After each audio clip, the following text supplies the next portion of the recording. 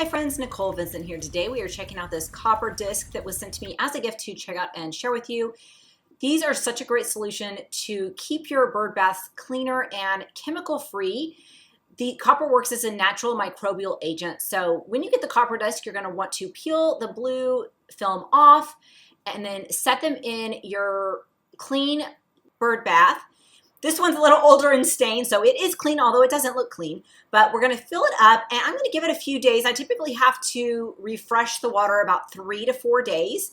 And so we're going to check it out in that time period, see how the water looks, because the water gets really, really funky. I live in a very warm, humid environment, and so it'll be a good test to see if this works. So stay tuned. Okay, it might be hard to see on the video, but the water is so much less funky than it normally is after 3 or 4 days that the disc has been in there.